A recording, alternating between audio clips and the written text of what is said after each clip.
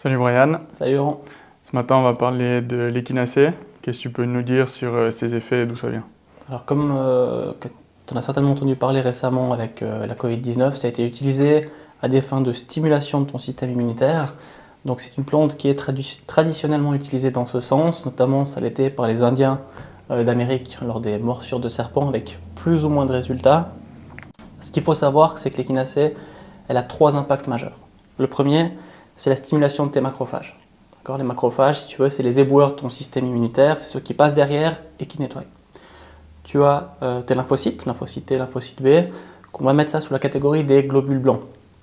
Tes globules blancs, tu vas également les faire monter, ce qui veut dire que ton système immunitaire va être beaucoup plus puissant. Et tu as un troisième effet, ça va être un corticulo ou surrénalo-mimétique. En termes français et simple, qu'est-ce que ça veut dire? Ça veut dire que ton système surrénalien, donc le cortisol, l'hormone du stress, va être stimulé. Donc à ne pas utiliser sur du trop long cours, mais en phase aiguë, ça peut être intéressant. Ça a notamment été révisé par la revue Cochrane, qui est très connue, où on montre un effet qui est extrêmement intéressant sur empêcher la rechute lors du rhume ou lors des refroidissements. Ok, donc ouais, pour le système immunitaire, et puis est-ce que tu as des infos sur le dosage ou bien est-ce que ça peut se prendre en préventif ou c'est vraiment une fois que la maladie est là? Alors si tu veux, en préventif, ça se fait aussi. Alors tu vas prendre des doses un petit peu plus importantes sur des phases aiguës. Typiquement, c'était le cas avec des études qui ont été rapportées Covid-19. Tu le fais ça sur 2 à 3 semaines. Tu peux mélanger ça avec un petit peu de zinc, avec 2-3 autres micronutriments, disons ça comme ça.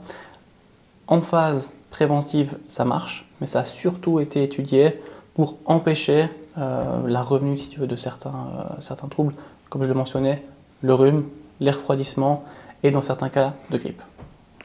Ok, donc une bonne stratégie, ça pourrait être si on a son rhume, dès qu'il vient, on commence à en prendre, peut-être un bon dosage, et puis ensuite on peut continuer en fait sur une semaine pour éviter un retour, puis sens plus rapide. Ce que tu pourrais faire, c'est typiquement quand on est en septembre ou que le froid commence à revenir, bon, cette année ce sera certainement octobre voire novembre, faire une cure sur 3 semaines lorsqu'on sait que la grippe approche, ou un autre virus, ou une autre épidémie.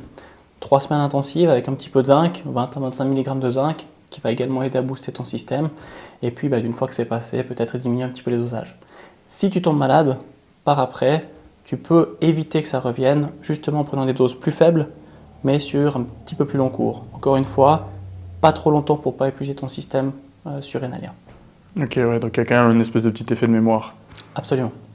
Ok, bah merci pour l'échinacée.